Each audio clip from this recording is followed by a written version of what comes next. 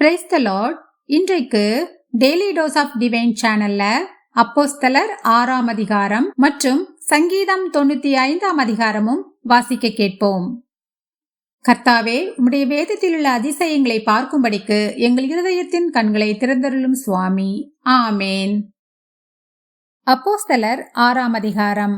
அந்நாட்களிலே சீஷர்கள் பெருகின போது கிரேக்கரானவர்கள் தங்கள் விதவைகள் அன்றாடக விசாரணையில் திட்டமாய் விசாரிக்கப்படவில்லை என்று எபிரேயருக்கு விரோதமாய் முறுமுறுத்தார்கள். அப்பொழுது 12 சீஷர் கூட்டத்தை வரவழைத்து, நாங்கள் தேவ வசனத்தை போதியாமல் பந்தி விசாரணை செய்வது தகுதியல்ல. ஆதலால் சகோதரரே, பரிசுத்த ஆவியும் ஞானமும் நிறைந்து நற்சாட்சி பெற்றிருக்கிற 7 பேரை உங்களில் தெரிந்து கொள்ளுங்கள். அவர்களை இந்த வேலைக்காக ஏற்படுத்துவோம். நாங்களோ ஜெபம் பண்ணுவதிலும் தேவ வசனத்தை போதிக்கிற ஊழியத்திலும் இடைவிடாமல் தரித்திருப்போம் என்றார்கள். இந்த யோசனை சபையார் எல்லாருக்கும் பிரியமாயிருந்தது. அப்பொழுது விசுவாசமும் பரிசுத்த ஆவியும் நிறைந்தவனாகிய ஸ்தேவானையும் பிலிப்பையும் பிரகோரையும் நிக்கானோரையும் தீமோனையும் பர்மெனாவையும் யூத மார்க்கத் அமைந்தவனான அந்தியோகிய பட்டணத்தானாகிய நிக்கோலாவையும் தெரிந்து கொண்டு அவர்களை அப்போஸ்தலருக்கு முன்பாக நிறுத்தினார்கள். இவர்கள் ஜெபம் பண்ணி அவர்கள் மேல் கைகளை வைத்தார்கள். தேவ வசனம் விருத்தியடைந்தது. சீஷருடைய தொகை எருசலேமில் மிகவும் பெருகிற்று. ஆசாரியர்களில் அநேகரும் விசுவாசத்துக்கு கீழ்ப்படிந்தார்கள். ஸ்தேவான் விசுவாசத்தினாலும் வல்லமையினாலும் நிறைந்தவனாய் ஜனங்களுக்குள்ளே பெரிய அற்புதங்களையும் அடையாளங்களையும் செய்தான். அப்பொழுது லிபர்த்தீனர் எண்ணப்பட்டவர்களின் ஆலயத்தைச் சேர்ந்தவர்களிலும் சிரேனே பட்டணத்தாரிலும் அலெக்சந்தரியா பட்டணத்தாரிலும் சிலிசியா நாட்டாரிலும் ஆசியா தேசத்தாரிலும் சிலர் எழும்பி ஸ்தேவானுடனே தர்க்கம் பண்ணினார்கள். அவன் பேசின ஞானத்தையும் ஆவியையும் எதிர்த்து நிற்க அவர்களால் கூடாமற் போயிற்று.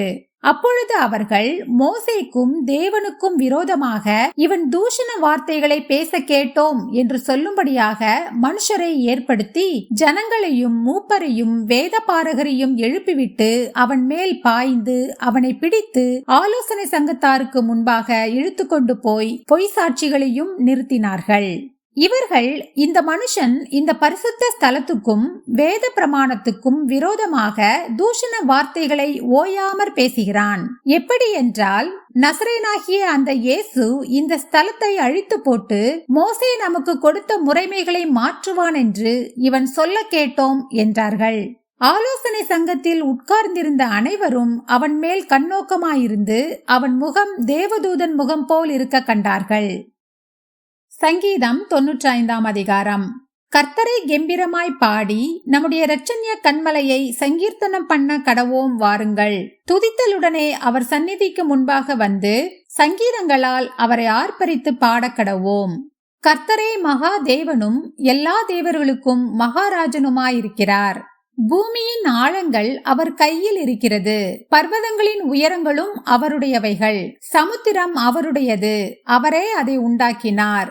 வெட்டாந்தரையையும் அவருடைய கரம் உருவாக்கிற்று.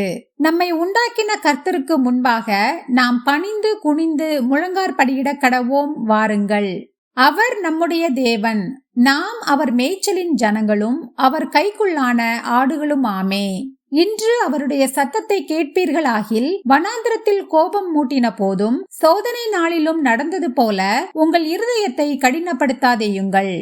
அங்கே உங்கள் பிதாக்கள் என்னை சோதித்து என்னை பரீட்சை பார்த்து என் கிரியையையும் கண்டார்கள். 40 வருஷமாய் நான் அந்த சந்ததியை அரோசித்து அவர்கள் வழுவி போகிற இருதயமுள்ள ஜனம் என்றும் என்னுடைய வழிகளை அறியாதவர்கள் என்றும் சொல்லி என்னுடைய இளைப்பாறுதலில் அவர்கள் பிரவேசிப்பதில்லை என்று என்னுடைய கோபத்திலே ஆணையிட்டேன். ஆமேன். நாம் ஜெபிப்போம். அன்புள்ள இயேசு சுவாமி, இந்த அருமையான காலை வேளையை தந்ததற்காக உமக்கு கொடானுகொடி நன்றி ஏசப்பா. எங்களுடைய பாவங்கள் ஒவ்வொன்றையும் நீர்தாமே எங்களுக்கு மன்னிக்க வேண்டுமாறு ஜெபிக்கிறேன் அப்பா. இன்றைக்கும் என்னோடு ஜெபித்து கொண்டிருக்கிற ஒவ்வொரு பிள்ளைகளையும் கர்த்தாவே நீர்தாமே தொட்டு ஆசீர்வதிக்க வேண்டுமாறு ஜெபிக்கிறேன் அப்பா. நோயினால் கஷ்டப்படுகிற பிள்ளைகளுக்கு நல்ல சுகத்தையும் பலத்தையும் கொடுத்து நீண்ட ஆயுசை கொடுத்துருளும் அப்பா.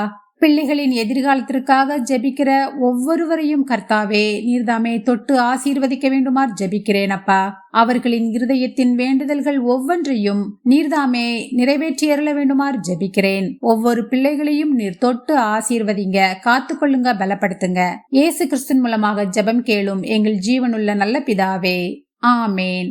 என் ஆத்துமாவே கர்த்தரை ஸ்தோத்திரி, என் முழு உள்ளமே அவருடைய பரிசுத்த நாமத்தை ஸ்தோத்திரி. என் ஆத்துமாவே கர்த்தரை ஸ்தோத்திரி, கர்த்தர் செய்த சகல உபகாரங்களையும் மறவாதே. ஆமேன், ஆமேன். நாம் அடுத்த நாள் வேத வாசிப்பில் சந்திப்போம். God bless you.